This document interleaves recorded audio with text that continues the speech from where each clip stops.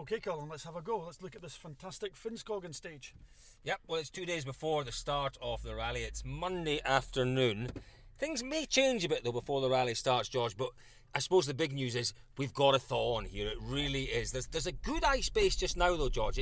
Right now, if it ran today, what would you say the conditions would be like? It would cut up, but it would be okay. I think, Colin, it's probably worse than it looks. It would cut severely. If it froze right now, we would have the most incredibly fast, high-speed rally that would be the most amazing pleasure to drive. Now, right now, it looks like the forecast might give us that, but we've got to survive the next basically 36 hours with this warmer weather. The rally looks like it's going to be a cold lead-in, but on the rally itself, it may warm up again. It's a tricky condition, Colin. Now, when we came through this area, George, on Saturday night, absolutely perfect winter conditions, or so it looked. The road conditions wouldn't have been that much different, but the trees were thick with snow. There was heavy snow. This is the way things are in this part of the world. It can change quite quickly, and today is actually a very mild day. +3, maybe +4 degrees. Is that unusually mild, George? It is, Colin, absolutely unusually mild. Wow. I was saying wild, that was Colin's driving there. It was the ASR of their beautiful Citroen rally car kicking in and saving us from a fate worse than death, undoubtedly. Coming down to the first junction now, Colin, we turn left here on this stage. The conditions, as we said, Colin, drove in on Saturday, the conditions were -5 and snowing. It looked to be perfect. It was a perfect little pop of snow on top of the stage. It was going to make the rally absolutely gorgeous to drive. It's not happened, unfortunately. It's been cleared, it's melted, it's melting fast, +2 degrees at the moment. There's a light breeze there, it's killing it. So we're off the main road, George. We're now into the trees. Now, the main road, it's a road that's used. The snow gets compacted, okay? It's not been as cold, but it's compacted. We had a kind of icy base there. What you can see here, that's gravel. There's no ice at all here. There really is no ice. A little bit of slush and gravel coming through already, George. It is now, Colin. There's two things will happen there. One is that the ground will become sodden. Absolutely sodden. If it freezes again, that'll be good. But look, what we've got here is the famous tram lines. The tram lines, the rally cars settle into a tram line, and that makes the drive even faster. The cars actually use those for additional cornering forces.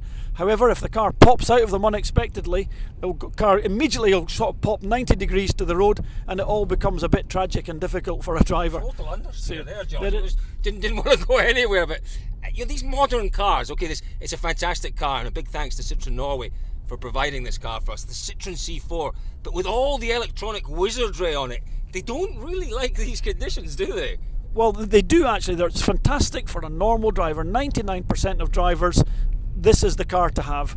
For us wanting to drive with a little bit more verve in a competition sense, or not actually in a competition sense, in a way to manage these conditions whilst driving in a slightly different manner, it's a little bit more difficult. Maybe take some of the fun element away from the enthusiast driver, Colin. Now, George, one of the features of Rally Sweden are the snowbanks. Now, there's nothing to talk about here in terms of snowbanks, but where there is a little bit of snow piled at the side of the road, you really won't be able to use the banks. They're going to be too soft. We've not had the -25, -30 degrees that you need to freeze solid these snowbanks to an extent where the drivers can get something out of them. These are inconsequential, these snowbanks. Even the ones that are there, George, it'll be a gamble to use them. Well, on the outside edge, Colin, all these are going to do is drag you in. They just drag you straight in.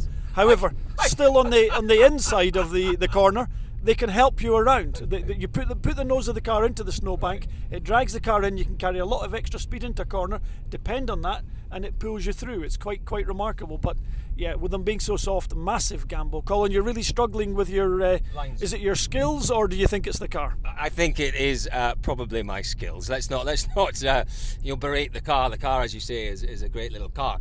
My skills, though, yep, sadly lacking at times. But it does look okay. You're looking at this and you think, actually, those roads look okay, but they're not ideal. They're absolutely not ideal. It is very soft on the surface. There is very little in the way of ice. As you said, the first part of the stage you saw was nice and wide. It was a connecting road, good compressed snow and ice.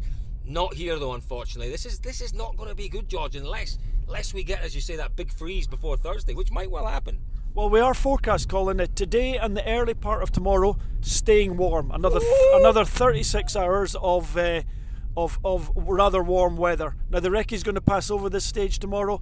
This stage will get an absolute hammering. A lot of this beautiful, clean, easy to drive surface that would just be absolutely pristine to drive a rally car on right now.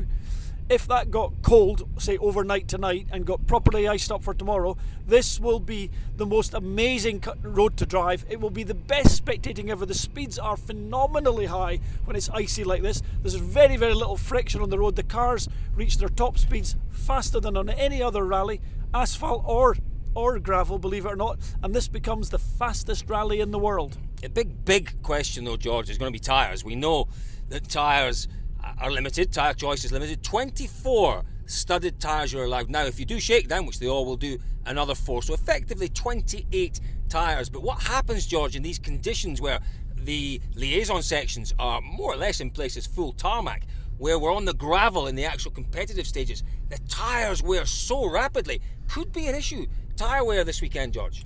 Absolutely, Colin. And you know, we had a little discussion at lunchtime.